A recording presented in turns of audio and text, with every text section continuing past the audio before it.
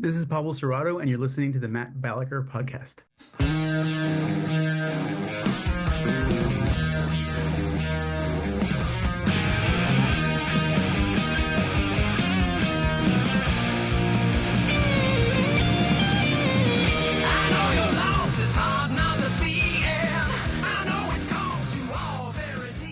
Hello, folks. Thank you once again for tuning in to the Matt Balaker podcast. Today's guest is an old friend, and he has expertise in AI and data engineering, as well as the Liberty Movement. And he knows a thing or two about badass bar comedy shows. Please welcome Pablo Serrato to the program. How you doing, Pablo? Doing well, Matt. Great to catch up. It is good to catch up, and we know each other mostly through the Red Rock show I did years ago. But since then we've corresponded online and other avenues. But I knew you as one, you had a great laugh, and you're super smart. You know a lot of stuff I have no idea about. But how did you get so involved in technology and computers and the like? Great question. I'm a data person since I began my career. I began my education in sociology, and for anyone who knows about social sciences, it's basically Marxist indoctrination at all levels. But there are some hard skills you can pick up, and quantitative research, being able to measure public opinion, is what I sort of latched onto early on, and that moved me into political polling as my very first job. I got a remarkable opportunity from a family friend to work for Ronald Reagan's pollster.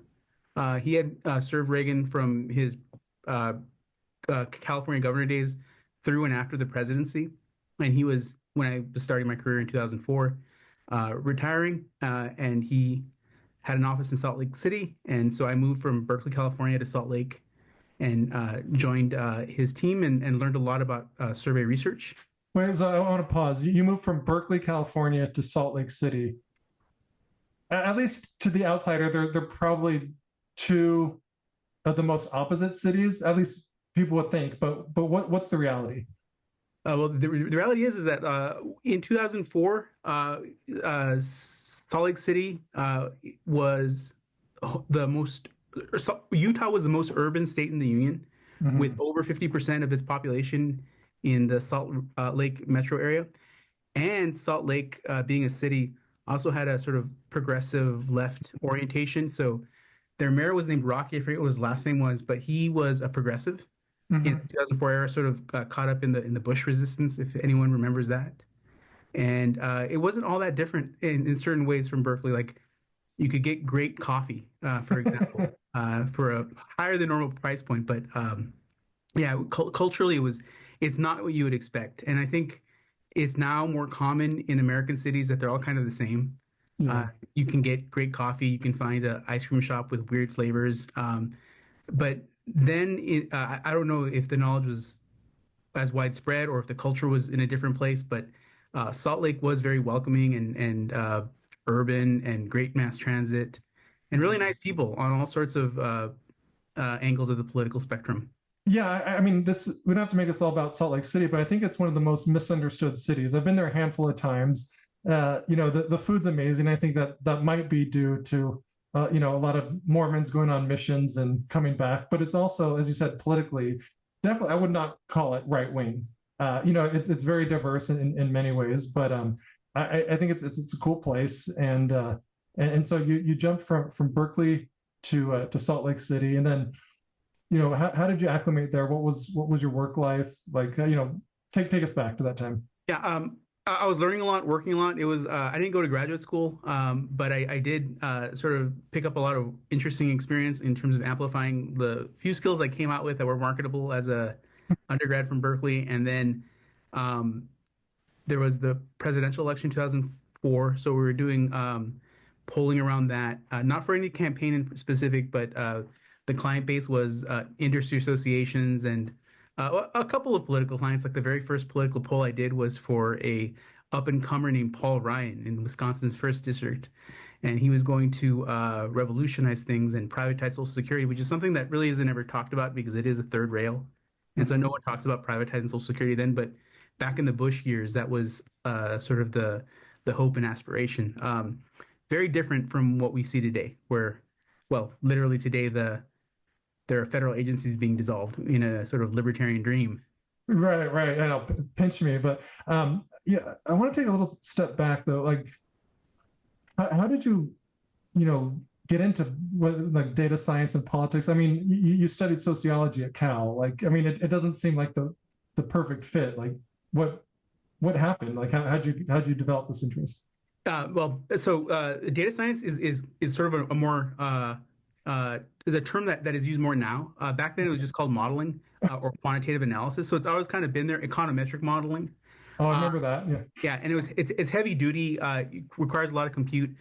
Over the last decade, compute has become more widely available through like Amazon or Google, and anyone who owns stock now is looking at Nvidia, and they're realizing that behind all of this is massive investments in processing. So as that processing has become cheaper, like there's been more widespread applications of heavy duty modeling and this field called data science, which is very broad, means a lot of Mhm. different things, but basically, um, you're trying to make a bet by simulating lots of circumstances over and over again. And eventually, you can make a really good decision based on that. And so, survey data is different than that, but it is connected. If you want to, like for example, you're Barack Obama in 2008, you want to flip people, but you know that there's a middle, and you want to only talk to people who might be persuaded by you. So So it's kind of like knowing what buttons to push, or helping you learn where to you know where to aim. I think that's what. So yeah. So yeah. So okay. So you're doing these surveys for Paul Ryan. He's talking about privatizing Social Security. Like, well, I guess what are some of the other, I guess, memorable things you learned from that time, Pablo? Well, there was 2004, and it's ironic, but the big issue that got the evangelicals excited about a Bush reelect in 13 swing states was a definition of marriage.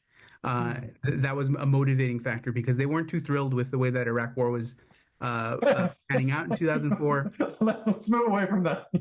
Yeah, yeah, and so it was a wedge issue, and maybe the beginning of what we the beginning of a culture war in many ways. Um, the organization I was at is LDS focused. The Latter Day Saints, the Mormons, uh, did a lot of politically in the Reagan years. That they were sort of brought into the circle as evangelical Christians. Kind of had some tension with them. The organization I was at did a lot of research on marriage and the marriage issue, and they helped scope that in a couple of different ways to help move the wedge issue and use it to motivate people to vote. Okay. Politics is always a mess of emotions, a lot of irrationality. But at that time, their perception was that if you make a rational argument and connect it to an emotional motivator, you can get an outcome that you want Hmm. using data or modeling or persuasive advertising or marketing, however you want to think about it. What's your take on that? Um, well, I believe that private relationships are beyond the reach of the state. They always should have Oh been. no, no, I don't necessarily mean on that issue. Like, I meant more on kind of linking an emotional connection to evidence or data science, because it's something I've been thinking about a lot. It's like I think many opinions, including my own, are probably more emotionally based than I'd like to admit. And then I will glean, or I will look at data or evidence that supports my emotional feeling. Um, but I haven't crunched the numbers like you have. Like you've kind of been behind the curtain a little bit. Like what say you? Yeah, I used to believe that you persuade through reason and motivate through emotion. Reality has taught me, especially sort of the circumstances I had during 2020, 2019, 2021, that it's just pure emotion in American politics now. There is no rational base. It is escalated, but so has the power of the federal government. So has the sort of perceived stakes on both sides of any specific issue. So ideally, we would make a rational argument and we just gather the data. And I, as a libertarian, had for many years, maybe decades, thought that that's all we need to do is provide people with evidence. And this is the empirical reality we live in. And here's the best solution. Guess what? We're right about everything. uh, it's not the case. So it does evidence matter then? Like, I mean, I'm not arguing with you, but it's sort of like, now what? Like, what based on what you said, what is the best approach? We all want to change everyone's mind, but our own. How do we do that? So the bright side is that there is no perfect libertarian, but there are lots and lots, maybe 350 million imperfect libertarians in America today. That many? Everybody's libertarian about something. That's a good point, and I think it spans beyond libertarianism, which is a fairly narrow piece of the spectrum. I mean, I think, I guess, learning to appeal to emotions is a way to connect with people. It's not just to persuade them, but to actually, like, hopefully bring us together. That's my hope. Yeah. Well, and there's advertising that can that and sort of the way that different marketing organizations, including the one I'm a part of, understand the way that an emotional message is going to land. And we think about it in terms of fight or flight when it comes Mm, to um, crafting a message that is going to provoke a response. And so okay. sometimes that response is a threat to your autonomy. So a lot of that has to do with the messaging that we saw in the most recent election regarding reproductive rights. Mhm. The other one is security or safety. Economic issues like pocketbook issues, inflation really does threaten that to a lot of Americans. So yeah, untangling that is the work of the creative folks, but having like a high level understanding of like what issues matter and what issues don't is where we can get a survey and we can carefully craft some questions to understand like, oh, cost of living is the number one most important issue. If you're running for office or something, that's what you should basically focus on. Uh, Delivering the message it is a great uh, crafting the right message is the work of people who are in advertising who can do great cartoons or images or tell wonderful stories in like 15-second TikTok videos that really hit you in the heart. That is not necessarily my world. My world is figuring out people who might be open to such a message or persuadable Yeah. or completely against it. And so, school choice, for example, is a big issue where for decades there's been a movement to allow more range of options with education.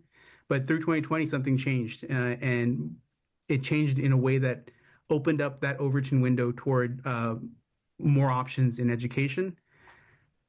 However, what really is important to parents in that instance is sort of the idea of autonomy that I'm making the best choice for my child versus Mm, someone else.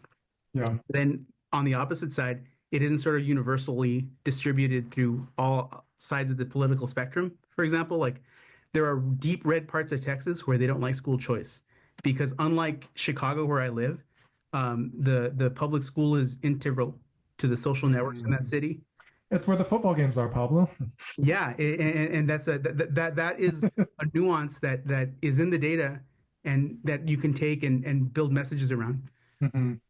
So No, that's, I mean, I'm obviously joking some, but that's interesting because Chicago, while a great city, is known for, pretty crappy school. At least that's the stereotype. And so I could see how maybe in a more blue community, they'd be open to school choice because they see it firsthand. Like, right, my daughter is not getting a great education, whereas in Texas and certain communities, the public's option is okay. So it kind of, you're hitting on an important point. It's like not everything is so black and white, and I think what people like you with a lot of value add is not just in the numbers, but it's in kind of illustrating, like, okay, how do we hit the right levers to maybe open minds or at least get people to consider something else. right, and so like on a per issue, yeah, per issue basis, like finding out what's important and taking a really good guess at what, let's say, 200 million voters think about that is a big part of my work. And so collecting data, like doing a very large survey and then modeling the results and extrapolating that to the whole voter file is a Mm-hmm. technique that I learned about first in 2008 with every other American, in 2008 and 2012 when Barack Obama brought change. Before 2024, the only president that I've ever voted for in my life that won was Barack Obama in 2008. Wait. So you said wait before he was the first president you voted for that won. Yes, Was that okay? Congratulations. in my adult Yeah. life. Yeah, In my I've only picked two winners. Oh, okay. I was gonna say, did you vote when you were 16 and under? Or Yeah, I'm 44, so I've been voting no, since no. 2000. And yeah, I actually I didn't vote in 2004. So it's that one. Well, That one. I think that was the first. I voted the first time for Ron Paul in 2008, and I don't think he won. I got to double check the results, but I'm pretty sure he was a distant loser. But what was it about? I guess the messaging of from 2008 that motivated you to vote for someone that won. I was a Republican voter who voted in California, who voted for Ron Paul in the primary, and then Barack Obama in the general, and it was a vote against Wow. John McCain. Oh, okay. Fair. Yeah, It was a protest. Okay, that makes sense. I want to learn more about the letter you sent to David Knott and how it resulted in you being on the front seat of a pretty spicy culture war. certainly. So so I get I leave Salt Lake City. I move to Washington D.C. To join the firm when it gets acquired by another firm, and then do interesting work there. But politics is gross. Politics is a game with no winners. Just first and Well said. foremost, Well said. Yeah. it's awful. It's encroaching on all parts of our lives. It's just really really bad and disgusting. Mhm. I during the Katrina during August 2005 that there was Hurricane Katrina that destroyed New Orleans. I was doing research for recruitment at a very large organization that was in the middle of a military conflict and that needed lots of bodies for that conflict. And they were looking at the parents of black young people in order to recruit them to join the military. Support for parents to join the military is usually driven by low. They do this and they can go get an education with the GI Bill. That Mhm. support was usually around 40%. The week of Katrina, it went from 40% to zero. I realized then that, yeah, I kind of don't want to be doing this. And I want to do something that, has a more positive or at least non-harmful impact on people's lives. So I think about entertainment market research and I moved to LA and I start testing video game pilots and video game brand consoles for Xbox and um, uh, pilots for television shows. Really fun job, wonderful job. And I eventually move around and get more and more technical on research as it moves from telephone to like internet, and then I end up at a technology company, a series of technology companies, and then but in 2019, I am recruited to join an organization called Civis that was built out of the Barack Obama data team and founded by his data scientists in 2008, 2012. And they need someone to help them fix their surveys. Surveys were really bad in 2016. Polling actually was the worst in 40 years in 2020. In 2024, it was also really bad in that. Yeah, I'm no data scientist, but I think it was pretty bad. Please continue. Yeah. But so I go to this place, I start working there, and then move to Chicago after living in Los Angeles for a good chunk of time. Wonderful stuff. But move to Chicago, join this company. Um, COVID happens, the most wild election of my lifetime happens. It becomes a direct marketing game. So any organization that has everybody's home address and like knows about them the way that this organization did really really helped the Biden team and the Biden allies. In January 2021, there's a piece in Bloomberg that becomes public that talks about the work that Civis did with its surveys and message testing to help Biden win. I write a little memo based on that because it's public information from a libertarian perspective and saying, I wish the libertarian movement had this so that we could do this person level outreach. If we had kept that list, for example, of Ron Paul supporters in 2008 and 2012, who knows what it could have been grown into. I get enough spam, but please continue. Yeah, so this becomes something that gets forwarded around, and I get introduced to a marketing agency that is building out this capability for organizations that want to remove limits to human potential, which means changing laws, reducing regulation, mostly in the school choice field, which leads me to my current role where I'm helping, uh, for example, in states that have ESAs, educational savings accounts, helping target low income Latinos who are modeled to be favorable to school choice or at least open to it to help them Mhm. get to enroll to hopefully change the lives of their children. And so this type of data work has many broad applications in marketing, but it's battle tested in politics. Okay. And so that note to David Knott, who's always been very kind to me and let Mhm. me use Reason's offices to have events in when I was living in LA, really yielded a lot of interesting outcomes. Very, very cool.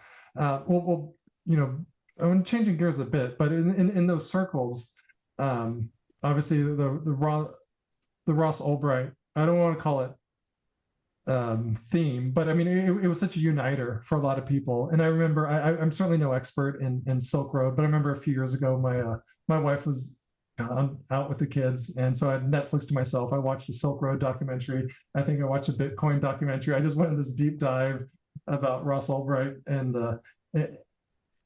so I had this kind of periphery like interest in it, and then I started following his mom on Twitter, and but you were more there. I mean, you were, I think, had a better understanding. Can you kind of share with our audience um, a little bit about Ross's story and kind of how it galvanized not just libertarians, but a lot of people who are kind of fed up with some of these drug laws that we have. Yeah, so Ross Ulbricht is a technologist who created a platform, and so he's like Mark Zuckerberg or any other Jeff Bezos who started a platform, and this platform like was used for all sorts of trades using cryptocurrency. Mhm. Uh, he was made an example of when he was eventually Yeah. arrested and charged with several life sentences. And in the sentencing, there did, and this was an interesting blog post on Reason magazine that ended up actually getting some attention from a federal prosecutor at one point. I'm not sure if you recall the story, but Ross Ulbricht was put in jail, and part of the sentencing, as I understand it, as interpreted, was he was being made an example of for thinking that an individual can go beyond the laws of the state and allow people to freely interact with each other. Is my biased replaying of this. But on top of that, like he facilitated transactions that were illegal, but did not make them himself. So he wasn't a drug dealer per Right. se. He was like Mark Zuckerberg. So if Well, also, I would just pause briefly. How many transactions, Pablo, with cash result in illegal activities? I mean, are we going to sue the Treasury Department, the Federal Reserve? I mean, that's a bit of a tangent, but please continue. No, but that's a really good point. That's kind of the example and sort of the unjustness of it all. I'm a civil libertarian and a libertarian, and in 2013 we have the Snowden thing that starts, and I get involved with sort of Restore the Fourth type organizations there as part of the number of different types of people that were concerned about that. So through 2013, 2014 in that network, I learned about the Ross Ulbricht story when he's arrested. And then 18 months after he was arrested, he is given this very long sentence. And then I go to libertarian events. I go to things like the Porcupine Freedom Festival, Pork Fest in New Hampshire, which if you haven't done, it's an interesting cultural moment. And I go to events at Reason Magazine, and you meet all sorts of interesting people at libertarian events, including people who aren't libertarians. Like I met Hassan Piker at a Reason magazine event in LA many years ago. I didn't know who he was. He was a little offended that I didn't, but it's a broad spectrum. And so through those circles, I met people who knew Ross. And in 2017, I found myself at a fundraiser that was hosting his mother in Bel Air, Los Angeles. And yeah, the Free Ross story is terrible. There's all sorts of really unfortunate things that happened along the way that just expose that the people who are enforcing laws aren't necessarily the most law-abiding themselves. In that two of the people that were involved in the Ross case were also stealing Bitcoin from him and were convicted of that. So I, I do what I can to support Ross, donating money, donating time, going to events, listening to his mother speak, and if in these efforts, his mother is just an absolute hero. Like I think I go to a lot of libertarian events, but she goes to way more, and she's done a lot to bring attention to this. Oh yeah, she's a crusader. She's an ambassador. I want to kind of get your take though. Before, I mean, we kind of know how the story ends a little bit, but did you think he'd be part? Like, I guess to take us back to maybe 6 years ago, 5 years ago, what did you think would happen if you even had that thought. I thought he was going to die in prison. I didn't see a way out, and sort of the Hail Mary was Trump is also data informed. He saw in 2020 that that the Libertarian candidate cost him Pennsylvania. Yeah. So between Wait, 20 no, in 2020 it cost him Pennsylvania. But, yes, okay. yeah, and so between that time and now, he made a very concerted effort through Matt Gaetz, through Kash Patel, through Rick Grinnell. Rick Grinnell, a fellow Angelino, he's in Manhattan Beach, the best part of LA, to make overtures to libertarians. And one of the people that I met in LA is the former chair of the Libertarian Party, who was chair during the convention that Trump was at in 2024. And she made a political bargain. Angela McCardle or McCarthy. something? McCardle, Yeah. okay. Again, met her through the LA circles here, and she has a more she has a. I was a non-voting anarcho-capitalist basically after 2012, and I just saw Obama get reelected and thought he shouldn't have been, and so just like many Ron Paul people, they just follow voter rules, and maybe that was healthier. But then there's the concept of politics as self-defense, and also politics as being a series of transactions. Again, a game with no winners, but like Trump is very transactional. It's very refreshing with him. He offered libertarians a deal. He said, take this deal and I will commute the sentence of Ross Ulbricht. Yeah, and I don't want to spoil what happens, but there was some controversy, obviously, when word got out that Trump was speaking at the Libertarian convention. A lot of hardliners were like, he's nothing libertarian about him. He's the enemy. He definitely didn't get a welcome reception, and I don't think he necessarily had to, but I thought there was a fair amount of childishness and just not listening. And this is before he got on stage. What was your opinion? Like, do you think he deserved to be there? Before we get into the Ross stuff on what he said, but like, what was your take on that? Yeah. The Liberty movement is much larger. It dwarfs the size of the Libertarian Party. The Libertarian Party is a special type of person who is willing to, do a lot of work that is literally thankless. And God bless him for trying. The game is rigged at the federal level for federal elections, and it's pretty evident to me that the way that Gary Johnson was treated in 2016 when it became known and evident through polling that he was a threat to Hillary Clinton caused a flip in the way that the media treated him. So it's impossible to make a big splash at the federal level as a third party, but there are things that you can do at the federal level as a third party, because the only thing that politicians care about is the count at the end of the day, at the end of the election day. So understanding that and being more transactional at that level and strategic was risky, and it was bold, and it was different, and deeply unpopular with people who place party identity over, actual progress. Mm-hmm. And so it sounds like you had a more open-minded approach to having Trump at the Libertarian convention. Absolutely, and Joe Biden was also invited. Yeah, and RFK also. RFK, yeah. RFK, who's also been a great friend to libertarians. And so the other thing too is RFK is not a perfect libertarian. There is, again, I would prefer a lot more imperfect libertarians than perfect libertarians. And so, we are in a new era now where individuals have a lot more influence on in a media landscape, and the ability to connect with people through building an audience is one of the most powerful and effective ways of creating social networks that can drive change. There was a social network behind Ross. There was great hesitancy in making this a political issue. People around his mother said that, we don't want to appeal to Biden. We don't want to make it look like it's a partisan thing. But again, sort of a Hail Mary pass, because the other option was to let him die in prison. Right. So it looked like he was going to die in prison. The Orange Man gets on stage at the Libertarian Convention. You alluded to this earlier. He says, I will commute the sentence, but please continue. Give more detail on what Trump said and then what happened. He makes that promise, and he also says, if you give me your nomination, I'll also put a libertarian in the cabinet. So Libertarian Party members booed him down, but they were not the only people watching and listening.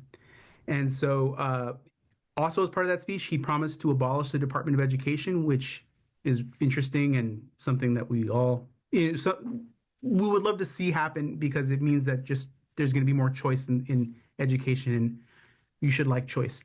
Uh, with regard to the outcome that Trump had is, um, well, I'm not my organization does not particularly play in partisan politics.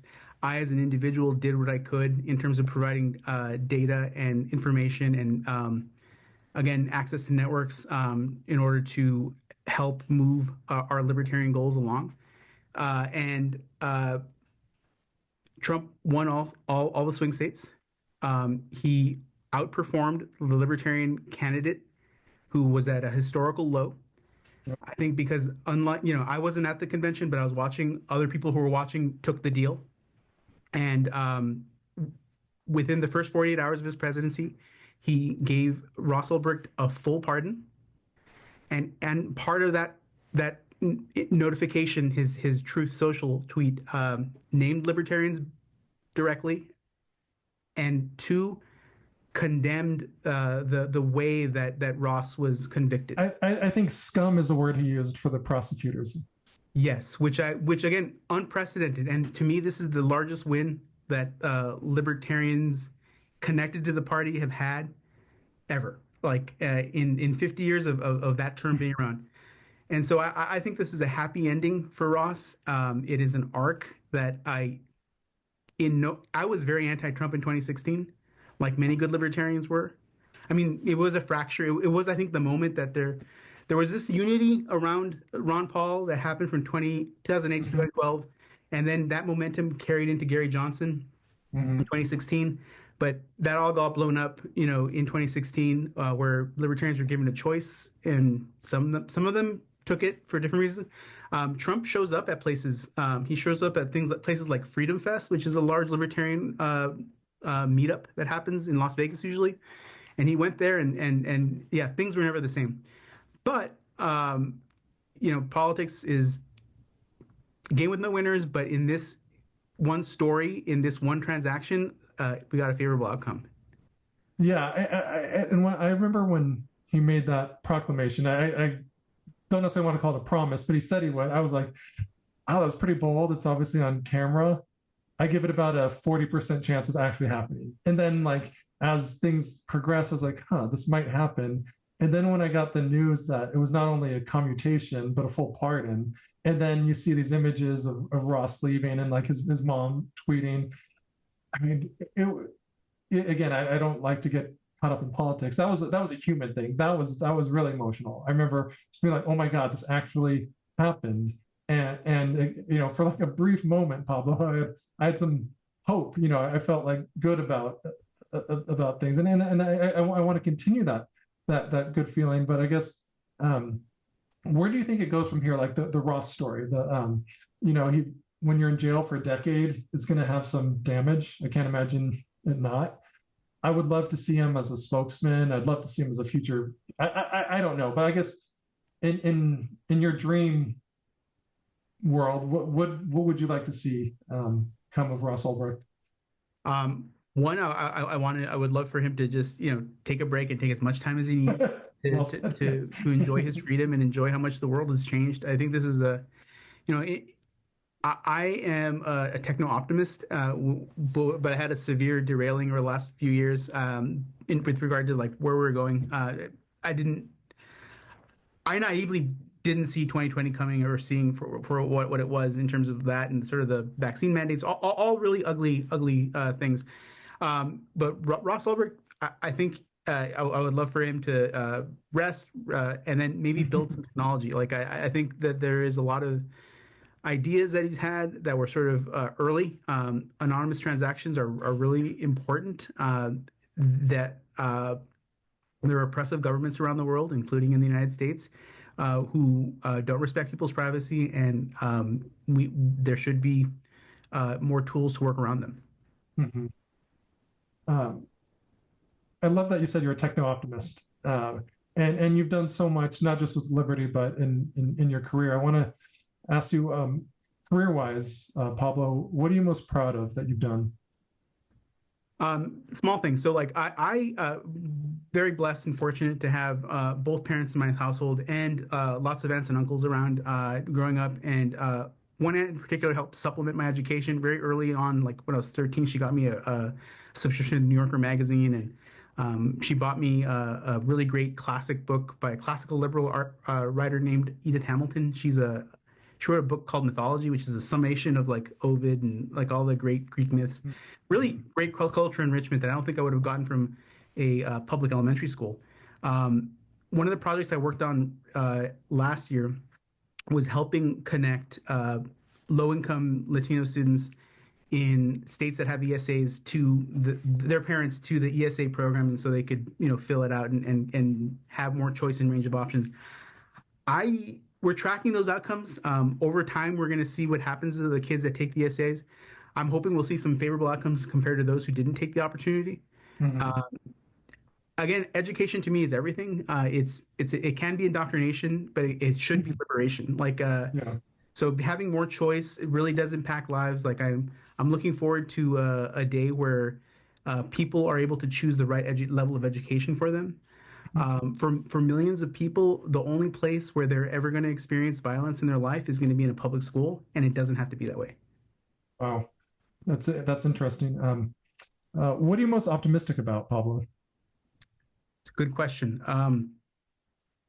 I think that the culture is changing in a way that is going to be more favorable to people who are less interested in politics, but more interested in building new things and exploring the possibilities of what could happen through innovation. Like I think there's been this restraint, and in many ways we've been stuck in like the early 2000s, and it feels like the 21st century is starting now, for real. So AI is going to change things for the better. Happy to hear that. And to the hundreds of millions of people out there listening, tuning in, where can they learn more about you, what you're up to, if they want to support what you're doing? Sure. I have an infrequent newsletter at my website at serrato.us. And I'm also, again, taking advantage of building an audience. I'm creating a YouTube channel where I'm showing people how to get more out of Google Drive, Google Docs through simple automation that they could run on their own. Very cool. Well, Pablo, thank you so much for joining us today. Really appreciate it. Thank you. Take care. Thank you for listening to this episode of the Matt Balaker podcast. To learn more, please check out mattbalaker.com and encourage your friends to like, subscribe, and share. Really appreciate it.